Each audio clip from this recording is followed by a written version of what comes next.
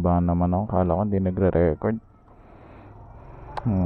Ito tayo sa silang. Dumating na yung parts ng phone ko. So, yung front screen, pati yung likod, yung touch, yung LCD nya mismo. Pati yung likod. Kasi yun yung mga napuruhan. Kasi nga nabalibag yung phone ko. Tapos bumili na rin ako bagong adapter. Kasi sa sobrang pikon ko, tinapon ko yung adapter na itong push lock. So, ayun, dinala ko yung dalawang case, yung bago at yung luma. Kasi yung bago na bili ko parang ang luwag sa phone eh. So doon na lang namin titignan kung gamitin ko yung luma, which is okay lang naman, at least case lang naman yun eh. Ano niya na yung purpose niya, pero okay lang gamitin ulit pang dito lang sa paggagamitin ko lang pang hook yung yung phone. So ba't ang layo silang pa? Well, honestly, ang gagawa ng phone ko is yung go-to guy namin na mekaniko. Wala yun na yun. Di lang pang motor, pang phone pa. Kaya ayun, pabiyahe ako doon ngayon para paayos yung phone. Yun ang maganda sa meron kang apports na na marunong hindi lang sa motor kundi sa cellphone pa. Jack of all trades. So ayun, feeling ko traffic yung biyahe, boring. So gagawin ko na lang, skip ko to. Pag nasa Calax na ako, on ko ulit. Grabe, ayun, dito na sa Greenfield. Ito na, magka-Calax na ako. Grabe yung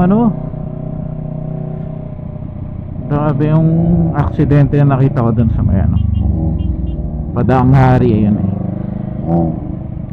yung pasalubong.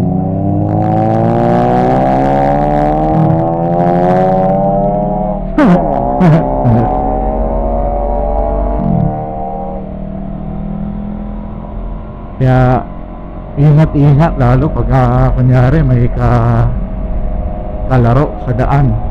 Siya parang delivery rider na niya yung bato sa kabila, natanggal niya, tumawid yung motor niya dun sa way namin na papunta sa Padilla o MCX. Pabalik siya tapos may kalaro siguro.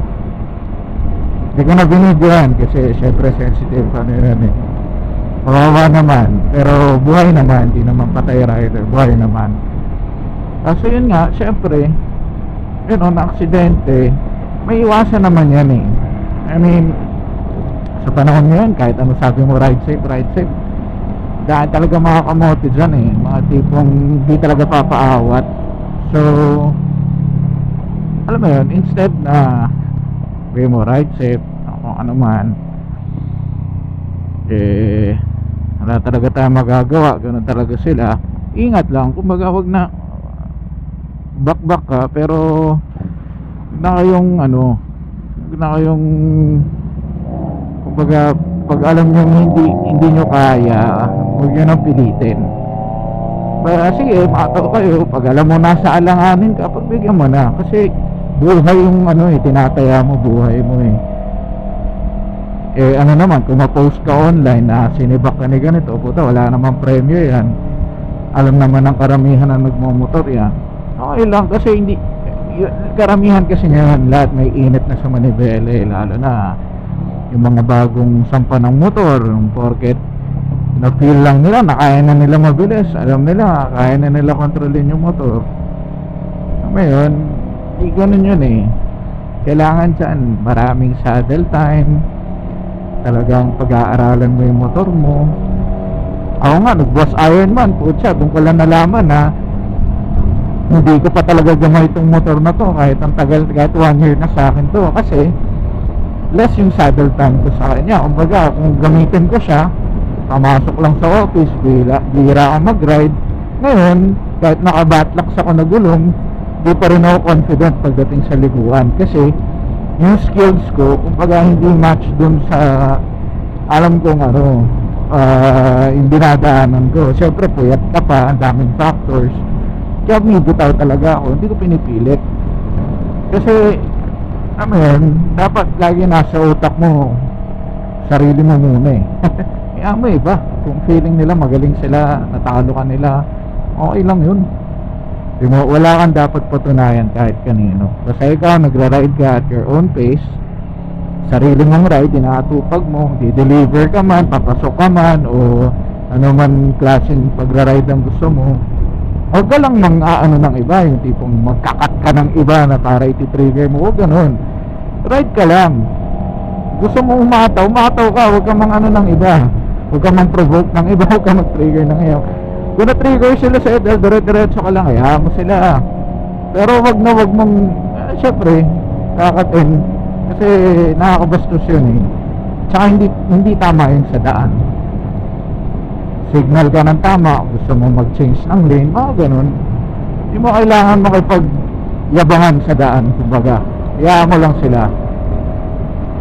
Kaya yun lang mga kabengking, yung lang, ka-rider lang. Kasi syempre ako, kahit naman ako, hindi naman ako nagmamalinis, nagkakamote din naman ako. Pero syempre, kamote responsibly. Hindi na yung tipong kutsa, makikipag-anuhan ka pa sa iba. Siguro nung una ako natuto, yan, pero may takot ako kasi alam ko hindi ako marunong eh. Hindi sa palaging oras lagi kang magaling. Kaya iisipin nyo yun bago kayo pag nagalangan kayo, once na nagalangan kayo, huwag nyo tuloy. Yun lang yun. Yun lang simple yun. Ayun, haba na itong kalak. Hindi ko alam kung narinig ako, lakas ng wind noise, lakas ng hangin. T-shirt lang ako. Pala, shout out. Kalimutan ko saan ko nabili ito, pero sa Dry Plus yung finisher shirt napagawa namin. Ayan na, may casualty na ng insekto sa helmet ko. Ayun, ito malaki nakalagay finisher sa likod, kaya goods. Grabe, lamig, sarap. At naka-shirt lang ako. And so doon na lang siguro, tuloy ko na lang yung vlog pag nandun na. For now, enjoyin muna natin yung LCS. Kaya muna magsalita-salita ko, kasi hindi ko alam kung naririnig ako or what. Tuloy ko na lang dun pag nandun ako sa silang. Ayun, naligaw pa ako. Pagpasok pala ng village, which is ito. Galing ako dito dapat sa kanan. Ayan. Pasok ko, dire-diretso pa lang pala. Ayan o, dyan ako galing. Dire-diretso lang pala ako saan ako lumiko. Tapos, kasi dati taga BF to eh. Ngayon, namipat na dito. Kasi binenta na nila yung kanilang bahay sa BF. Doon pa. Kaya tayo, baka tinlungat yung sinasabi niya, I think. Pero parang hindi. Ako may lulusutan yun eh. What the hell. Ito. Ayan, sinundo ako ni Otits Moto. Siya yung gagawa ng aking phone. Pogi ng Panareo, ADB. Tapos ngayon, XSR 900. Dire-diretso lang pala. Kasi makita yun. Okay.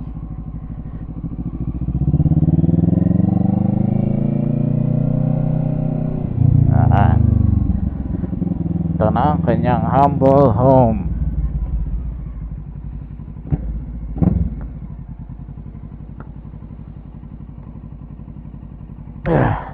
Dito pwede?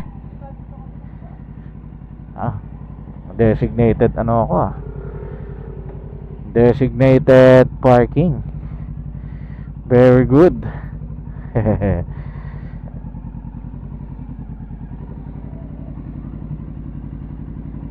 Ganda. Pwede na. Ayan shout out. Ayusin yung phone ko. Tuloy ko, papakita ko yung phone ko mamaya. Asan na yung XSR mo? Grabe, daming motor oh. Soon, shop na to. Balikan ko kayo.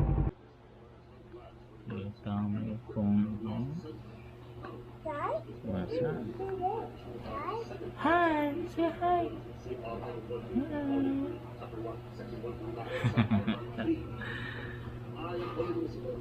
Basag-basag. Ba't yung front niyan may crack? Yan, makikita mo. Ito, basag. Tapos pagaan.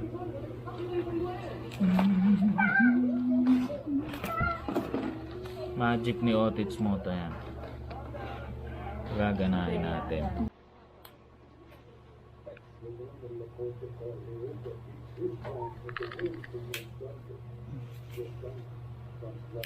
Hindi ko alam kung nasa-zoom to.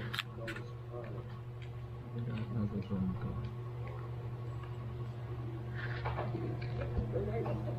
Yun na. Very good. Basa. Saan yung likod? Ito. Yan yung isa.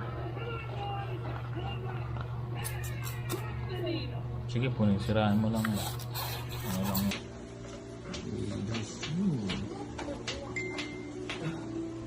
Ay, sinigi pala.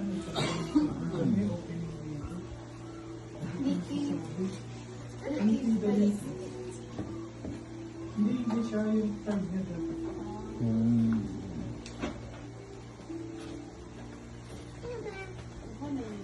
Bang! Nice! Basic! Pero Bisaya na yung language. Yun. Gudas niya na yung phone. Buti na lang. Yung utol na ni Benz yung gumawa. Ni Otis Moto. Good sa goods eh. Binasic lang eh. So, ayun. Working naman lahat. Wala namang problema. Pabalik na tayo. Kalak sulit ako dadaan. Lamig. Grabe dito sa silang. Sarap. Ganto oras. 8 o'clock magna 9. Putsan. Lamig. Ayun, medyo traffic dito eh, kaya doon na lang pagka ano na kamaluwag na yung daan kung na lang ituloy. Putulin ko muna dito kasi medyo traffic, boring, wala namang ano, lamig, grabe. Putulin ko na muna. Shortcut MCX na tayo. Solid yun. Calax tapos MCX. Mabilis kaysa mag-field invest ako. Kasi ito daang hari na to papalik. Mas mabilis dito. At least yung traffic hindi ganun kalala. Tulad pag sa Alabang. Goods na din. Mga natututunan kong ruta sa mga tropa. Salamat ulit Ben. Shout out Otis Moto. Brand new cars.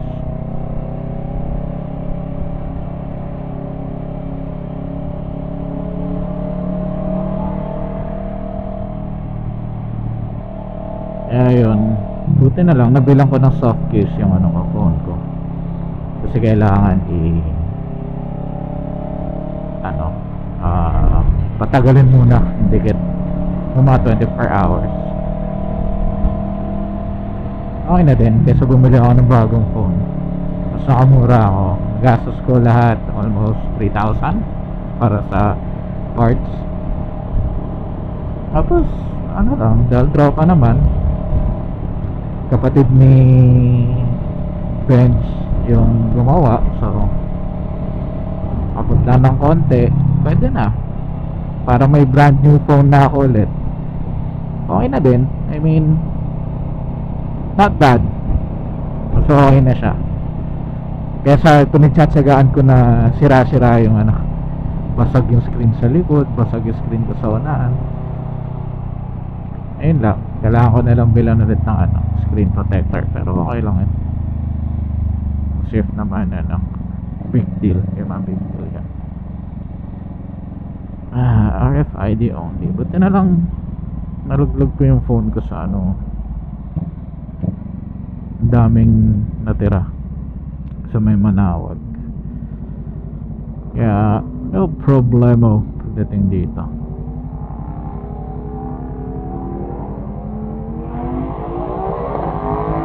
Yun, no? 703 pa. Goods na goods.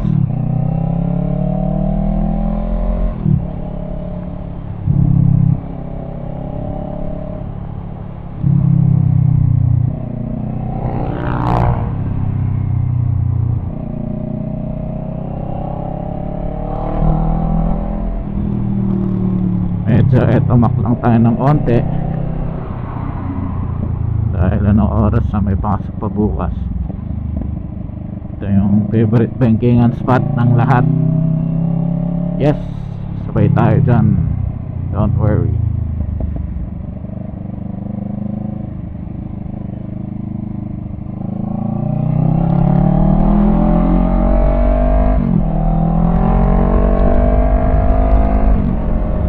So medyo memorize na natin to.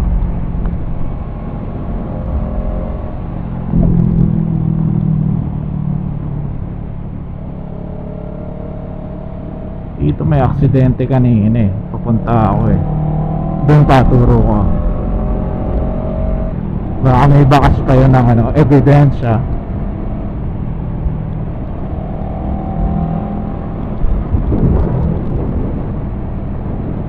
Ito yung napakaalanganin na stoplight. Ayun, kita mo na siya. Dati hindi eh.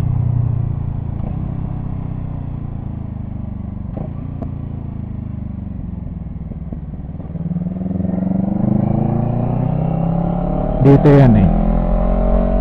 Dito na aksidente.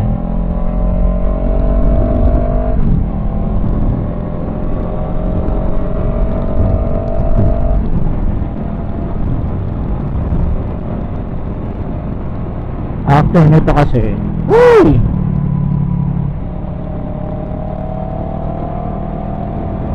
Medyo high speed kami mga sirs. Ito, dito na aksidente kanina. Putek, pati yung lumipad yung bato na yan doon sa kabila. Ayan o, lumipad yung kanina. Malamang may kakarera yun.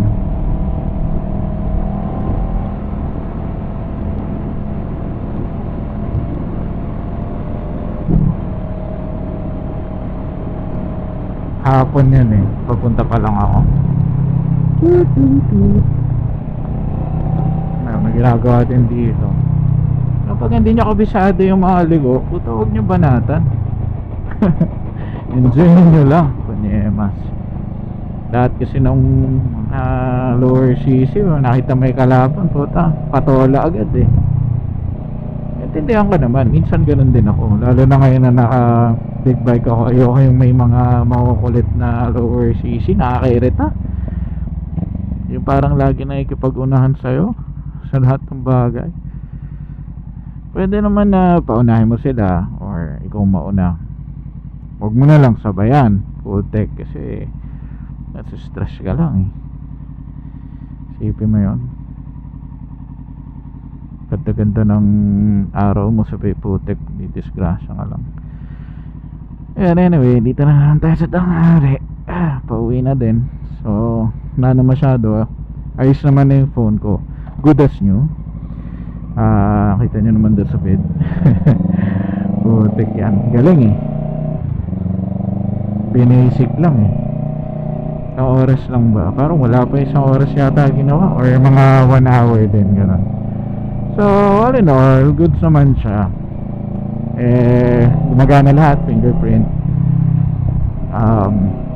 Tiras ko na lang yung yung speaker, everything. Pero mukha naman siyang goods pa din talaga. Ang nasira lang talaga yung labas. So ayun, shout out again. Salamat, maraming salamat kay Bench. Buti na lang, jack of all trades. Putan lupit. Di lang pang motor, pang cellphone din. So yun na nga. Sulit yung ano ka doon, biyahe, kasi at least night ride, solo ride, mag-isa.